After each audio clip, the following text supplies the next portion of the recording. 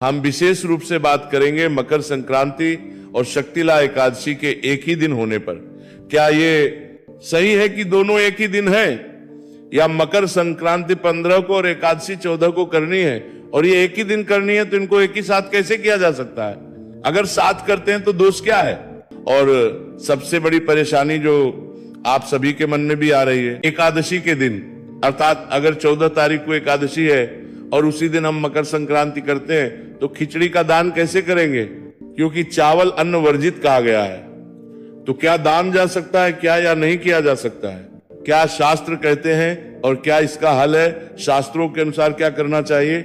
ऐसी अवस्था में किस प्रकार से आप मकर संक्रांति का संपूर्ण पुण्य भी प्राप्त कर सकते हैं और कैसे एकादशी को भी विधि विधान से मना सकते हैं, इसके लिए क्या उपाय निकलता? ज्योतिष शास्त्र और पंचांग के आधार पर आपको बताते हैं कौन सी तिथि कब है, व्रत आदि कब करना है, क्या विधि है, क्या नियम है और क्या गलती नहीं करनी है। प्रिय दर्शकों, आने वाली एकादशी और मकर संक्रांति दोनों ही बहुत बड़े दिन है। माघ मास की जो कृष्ण पक्ष की एकादशी है, इसे शटला एकादशी कहते हैं। इस शटला एकादशी पर तिल के 6 बड़े प्रयोग कहे गए हैं। शास्त्रों में यह एकादशी बड़ी एकादशी और अधिक कल्याणकारी है, क्योंकि माघ मास बहुत ही पवित्र महीना है। माघ स्नान करने वालों के सभी पाप नष्ट हो जाते हैं और वह सदा सदा के लिए भगवान के लोक में वास करते हैं। इस महीने में आने वाली पुण्यदायी तिथि है, चाहे वो एकादशी है, चाहे वो मकर संक्रांति है, और चाहे उसके बाद आने वाली मौनी अमावस्या और माघी पूर्णिमा, सभी के सब बहुत अधिक पुण्यदायी है। और इसमें सबसे महत्वपूर्ण जो पर्व आता है वो आता है मकर संक्रांति का।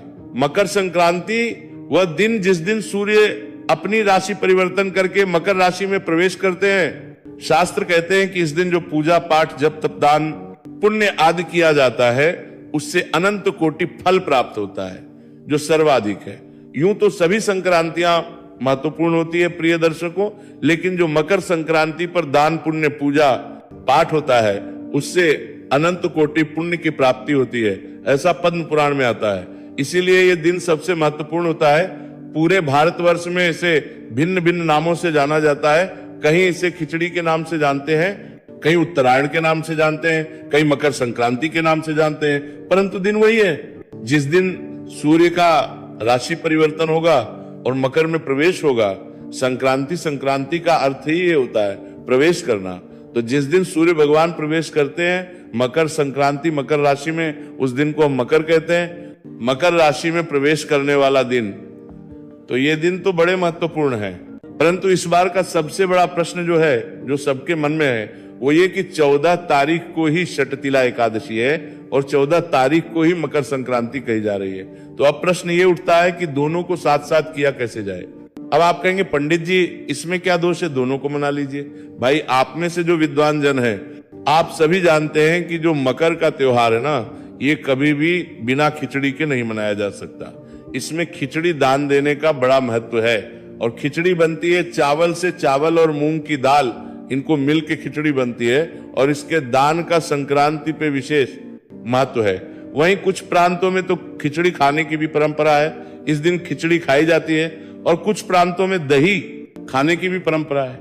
अब दशी की बात करें तो एकादशी पर चावल और खिचड़ी दोनों का ही सेवन वर्जित कहा गया है, अर्थात प्रयोग नहीं किया जा सकता, खा नहीं सकते। तो अब शास्त्रों में क्या ऐसी अवस्था के लिए कहा गया है, कैसे हमें निर्णय करना चाहिए? क्योंकि मैं ये मानता हूं कि हमारा जो चैनल है ये लगभग 100 से अधिक देशों में देखा जाता है और कुछ प्रदेशों में बहुत अधिक देखा जाता है। तो हमें निर्णय के अनुसार करना होता है, जिसमें कि सभी समाज का भला हो, जो शास्त्र सम्मत भी हो, अर्थात जो शास्त्रों के विरुद्ध भी ना हो और सबके लिए हितकारी भी हो, सबके लिए हितकर भी हो, जिसमें किसी का अहित भी ना हो। तो उसी के अनुसार आपको इसका समाधान देते हैं। प्रिय दर्शकों, सबसे पहले तो शटतिला एकादशी की मैं बात करूं तो शटतिला एकादशी जो है ना, वो तिथि आरंभ हो रही है 13 तारीख को, 13 जनवरी को। 13 जनवरी जिस दिन उत्तर भारत में पंजाब आदि प्रांतों में प्रमुख रूप से लोहड़ी का त्योहार मनाया जाता है। तो एकादशी की शुरुआत हो रही है 13 तारीख को शाम को 3:17 पर, और ये एकादशी तिथि समाप्त होगी 14 तारीख को शाम को 5:52 पर। इस प्रकार से सूर्य के मुख से एकादशी तिथि मिल रही है हमें 14 तारीख को, और क्योंकि 13 तारीख को शाम को आ रही है, एकादशी तो सूर्य का उदय दशमी तिथि में है, इसीलिए 13 तारीख को तो प्रश्न ही नहीं उठता एकादशी रखने का। 14 तारीख को सूर्य के मुख से एकादशी है और सायंकाल को द्वादशी आ रही है। तो ऐसी अवस्था में सबसे उत्तम है कि 14 तारीख को ही एकादशी मनाई जाए। 14 तारीख को ही एकादशी का व्रत किया जाना चाहिए और पंचांग में भी 14 तारीख को ही एकादशी का व्रत लगाया गया है। परंतु प्रिय दर्शकों, इसी दिन 14 तारीख को ही मकर संक्रांति का योग भी बन रहा है। तो विषय पर हम सबसे बड़ी चर्चा कर रहे हैं, उसी पर अब हम मूल बिंदु पर आते हैं कि इस दिन मकर संक्रांति है 14 तारीख को या नहीं है। तारीख को प्रिय दर्शकों मूल बिंदु पर आते हैं, इस पर हम एक बार चर्चा करते हैं, गहरी चर्चा करते हैं। प्रिय दर्शकों, पंचांग जो कहते हैं उसके अनुसार 14 तारीख को सूर्य भगवान 3:07 से और 3:13 के बीच में धनु राशि से निकलकर मकर राशि में प्रवेश करेंगे, जिसे महाकाल का समय कहते हैं। जब सूर्य भगवान राशि में परिवर्तन करते हैं, अर्थात एक राशि से निकलकर दूसरी राशि में जब प्रवेश करते हैं, गोचर करते हैं, वही समय महापुण्य काल कहलाता है। एक राशि से दूसरी राशि में प्रवेश संक्रांति का क्या अर्थ है? संक्रांति का हिंदी अर्थ अगर हम कहें तो उसका होता है प्रवेश करना। प्रवेश करने का मतलब है संक्रांति, और मकर में प्रवेश करना तो मकर की संक्रांति। मकर की संक्रांति का जो महापुण्य काल का समय है वो 3:07 से आरंभ हो जाएगा, और भी कहो तो 3:03 से आरंभ हो जाएगा और 3:28 तक ये रहेगा। और पुण्य काल का जो समय है वो शाम को 5:52 तक रहेगा। तो सूर्य भगवान जो है वो कब अर्क रहे हैं? 3:07 पर अर्क रहे हैं। और मैं ये पंचांग के आधार पर बता रहा हूं। अच्छा, सभी पंचांगों में यही समय दिया गया है, लगभग 3:07 से और 3:13 के बीच में इसी समय पर जो है सूर्य का राशि परिवर्तन कहा गया है। परंतु एक दो पंचांग जो बनारस से है उन्होंने लगा दिया है कि सूर्य भगवान का राशि परिवर्तन होगा रात्रि को 9 बजे के बाद, 14 तारीख की रात्रि को 9 बजे के बाद। और इसी कारण से ये सारा का सारा जो विवाद है वो खड़ा हो गया है। उन्होंने संक्रांति रात्रि को लगा दी। तो अब जो विद्वान उन पंचांगों को देखते हैं, उन पंचांगों को देख के जानकारी देते हैं, उनके अनुसार मकर संक्रांति का त्योहार 15 को चला गया। क्योंकि शास्त्रीय विधान क्या कहता है? शास्त्रीय विधान ये कहता है कि जब सूर्य भगवान का राशि परिवर्तन सूर्यास्त के बाद होगा तो संक्रांति जो है वो 15 तारीख को, अर्थात जिस दिन रात्रि के बाद होगा उसके अगले दिन सूर्योदय के बाद वह महापुण्य काल और पुण्य काल मनाया जाएगा, क्योंकि को सूर्य अर्क रहे हैं। तो ऐसी अवस्था में रात्रि को संक्रांति मनाई नहीं जा सकती। ये शास्त्रीय विधान है। यदि कभी भी सूर्य राशि परिवर्तन रात्रि को करते हैं तो उसको अगले दिन संक्रांति मनाई जाती है। परंतु यदि दिन के समय, दिवसकालीन समय में भगवान सूर्य राशि परिवर्तन करते हैं तो शास्त्र कहते हैं कि उसी दिन संक्रांति मनाई जानी चाहिए। प्रिय दर्शकों, एक बात पर ध्यान देने की आवश्यकता है। आप सभी विद्वान जन हैं, पढ़े लिखे लोग हैं, तो प्रिय दर्शकों का जो निर्धारण है ना, वो ज्योतिष शास्त्र की गणना, पंचांग की गणना, वो सबको छोड़ दीजिए, वैज्ञानिक दृष्टिकोण लीजिए। क्योंकि संक्रांति का निर्धारण सूर्य के अनुसार होता है, सूर्य की गति के अनुसार होता है, सूर्य की यात्रा के अनुसार होता है, और बाकी जितनी भी तिथियां हैं वो चंद्रमा के अनुसार गणना की जाती है। इसीलिए आप देखेंगे बाकी सभी तिथियों में 15-15, 20-20 दिन का अंतर होता है। आप देखिए इसी कट चौथ 6 तारीख की थी, पिछले साल 16 तारीख की थी, और आने वाले साल 2027 में 25 तारीख की होगी। कितना अंतर है 20-20 दिन का अंदर। क्योंकि जितनी भी तिथियां हैं, दिवाली देखिए कभी अक्टूबर में आ गई, कभी 2 तारीख को नवंबर में आ गई, कभी 14-15 नवंबर को आ गई। क्योंकि जितनी भी तिथियां हैं उनकी जो गणना है ना वो चंद्रमा के अनुसार होती है, चंद्रमा की गति के अनुसार होती है। लेकिन संक्रांति एक ऐसा पर्व है जिसकी गणना सूर्य के अनुसार होती है, इसीलिए वो सदा निर्धारित समय पर ही आती है। आप कभी भी देखेंगे संक्रांति 14-15 में ही आती है। और वैज्ञानिक दृष्टिकोण जो है वो बड़ा महत्वपूर्ण होता है, क्योंकि विज्ञान को तो पता है सूर्य की गति क्या है और सूर्य कब, कहां, कितनी गति से घूम रहे हैं। और ये राशि परिवर्तन सायंकाल नहीं, दोपहर के समय, सायंकाल 4 के बाद होता है, ये दोपहर के समय है। इसीलिए मकर संक्रांति का पर्व उचित होगा 14 तारीख को ही मनाना।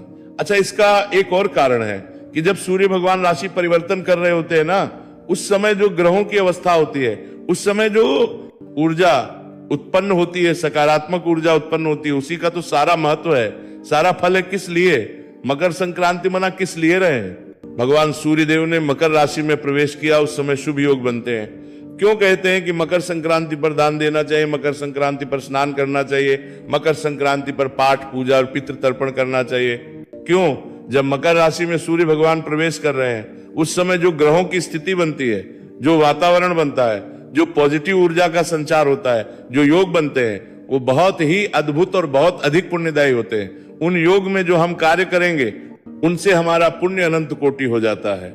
ये मकर संक्रांति के लिए धनु की संक्रांति पे 2 लाख गुना बढ़ जाता है और इस पे अनंत कोटि फल प्राप्त होता है। मकर संक्रांति पे किए जाने वाले दान पुण्य जप्त से, प्रिय दर्शकों, इस प्रकार से समझिए, उस समय का ही तो सारा महत्व है ना।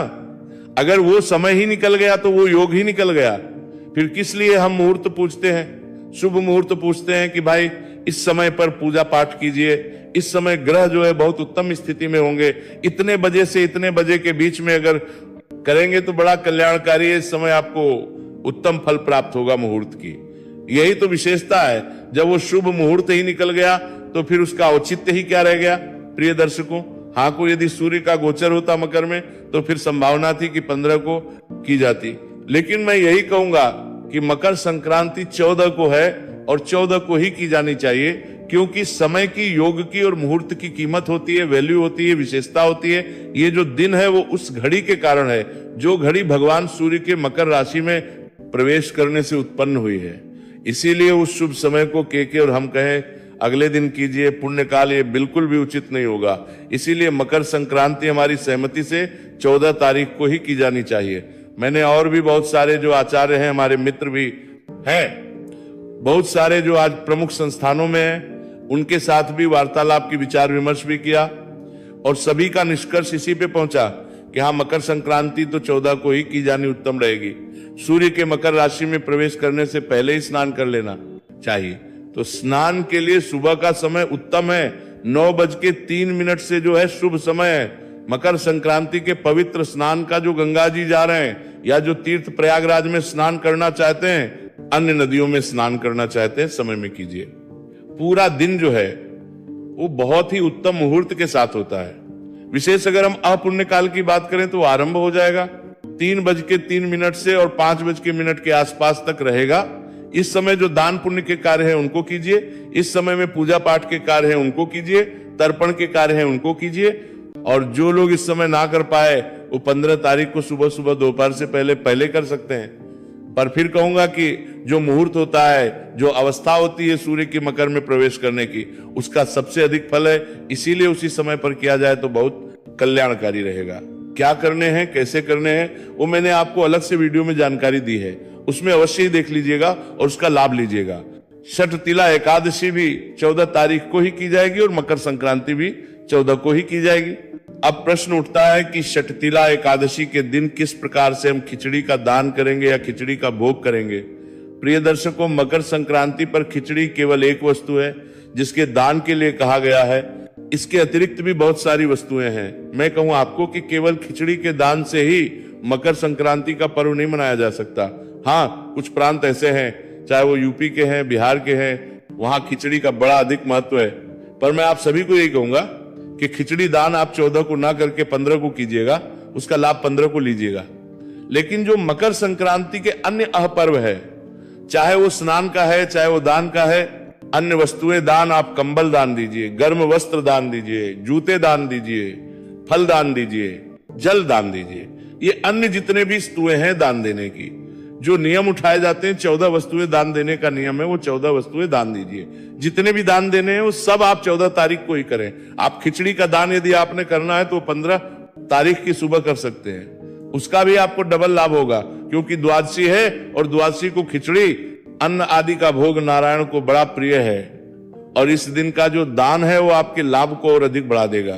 परंतु केवल एक खिचड़ी के दान के कारण आप त्योहार की तिथि को ना बदलिए, क्योंकि महत्व जो है उस त्योहार का वो मकर राशि में सूर्य के प्रवेश करने से है। वह घड़ी वह योग दोबारा नहीं आता। उस घड़ी और उस योग का लाभ लीजिए। पितृ कर्म अवश्य कीजिएगा, पितरों को तर्पण कीजिएगा, पितरों को जल दीजिएगा, पितृ के निमित्त दान कीजिएगा। जितना दान देंगे उतना कल्याण होगा। इस दिन पर जो दान का महत्व है और इससे जो पुण्य प्राप्त होता है, बाकी किसी तिथि से उतना नहीं हो सकता और वो अक्षय होता है। प्रिय दर्शकों, शास्त्र कहते हैं कि जब आप संक्रांति पर दान देते हैं तो वह अनंत कोटि फल देता है और अक्षय फल देता है। ऐसा वर्णन पद्म पुराण में मिलता है। मैंने